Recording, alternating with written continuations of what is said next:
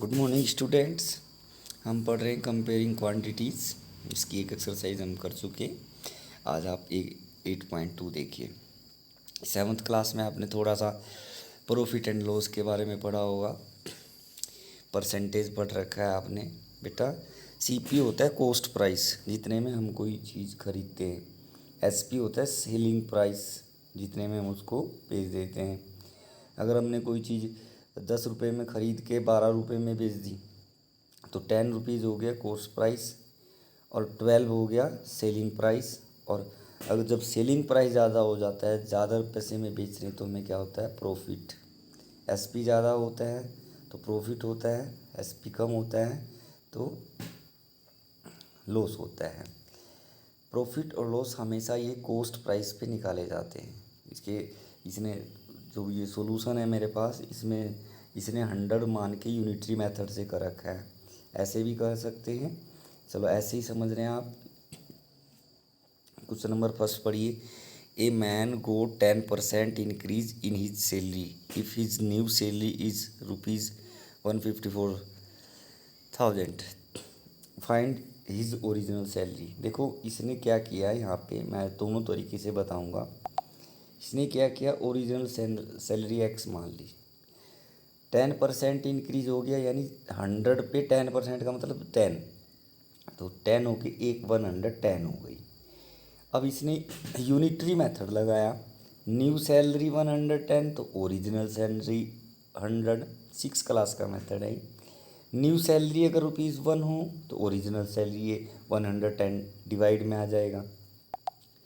और अगर new salary 154 है तो इसे 154 से मल्टीप्लाई कर देंगे। इसने सारे क्वेश्चन ऐसे ही यूनिटरी मेथड से कर रखे हैं।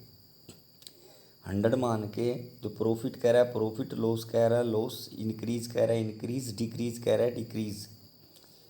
फिर उसने 10% इंक्रीज था तो 110 हो गया। पहले 1 के लिए यूनिटी मेथड में हम 1 के लिए वैल्यू निकालते हैं, फिर जितने की चाहिए होती है उससे मल्टीप्लाई करते हैं। ठीक है, तो ये आंसर ऐसे सोल्व करके आ जाएगा। मैं दूसरा तरीका बता रहा हूँ, आप समझें उसको।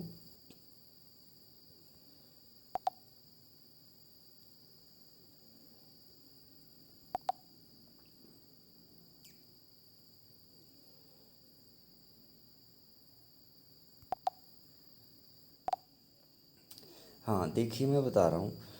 आप सपोज कर लीजिए उसकी सैलरी ₹X है। ये दूसरा तरीका है, ध्यान से देखेंगे। Let his original salary is equal to X। ठीक है, इनक्रीज कितना हुआ है बेटा? 10%। तो इनक्रीज कितना हो गया? 10% ऑफ X। अब इसको कैसे सोल्व करते हैं आप? 10% अब हटाते हैं तो अपॉन 100 इंटू एक्स, 0 से 0, ये क्या आ गया? X/10 आ गया। अब ध्यान दें, ₹X उसकी ओरिजिनल सैलरी थी, X ओरिजिनल सैलरी थी, X/10 का इंक्रीज हो गया, इज इक्वल टू 15400। 10 1 जा 10, 11x/10 is equal to 15400। Linear equation में पढ़ रखा है। जो ये डिवाइड में है, ये कहाँ जाएगा? मल्टीप्लाई में। जो मल्टीप्लाई में वो कहाँ जाएगा? डिवाइड में। तो x आ जाएगा आपका 15400 इंटू 10/11। 11 से डिवाइड कर देंगे, 11 1 जा 14 आ जाएगा। तो इसको मल्टीप्लाई, ये 14 और 3 0 एज इट इज, इसका मल्टीप्लाई कर देंगे 14, तो उसकी ओरिजिनल सैलरी कितनी आ जाएगी? 1,40,000। जैसे ये आंसर तो वही आएगा। तो आप दोनों मेथड से कर सकते हैं, यूनिटी मेथड भी यूज कर सकते हैं और वो एक्स मान के वो भी। इससे भी आप घबराए ना, बहुत सिंपल है ये। मैं दोबारा बताने की कोशिश कर रहा हूँ, धीरे धीरे पढ़ेंगे हम। ये देखो, ₹100 मान लिया, 10% कह रहा था।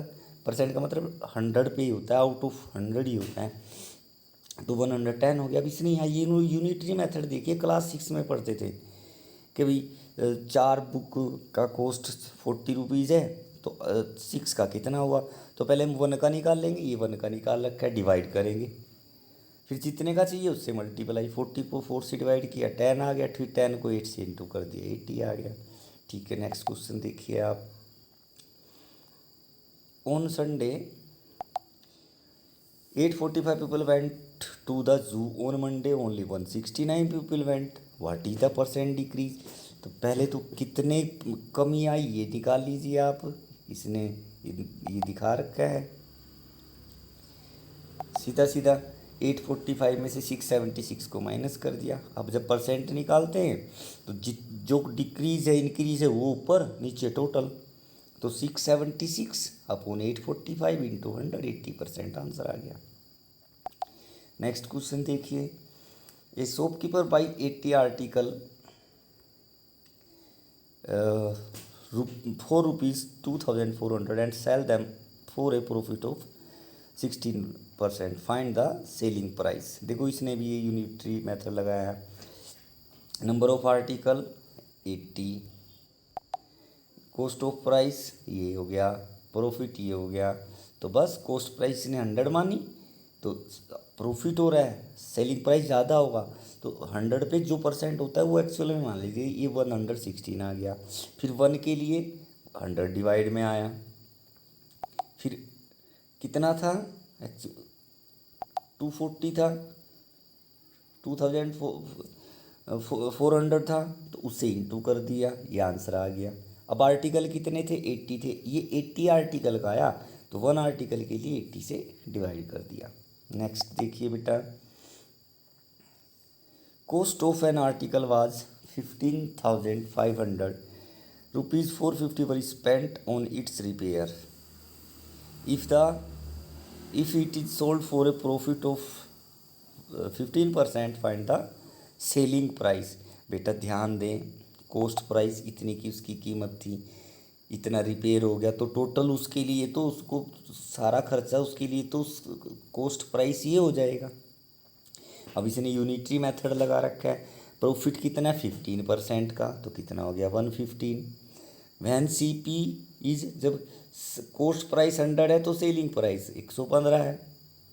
ठीक है, और जब 1 रुपया है तो ये 100 नीचे आएगा और 15,950 है तो इससे मल्टीप्लाई कर दिया इसने।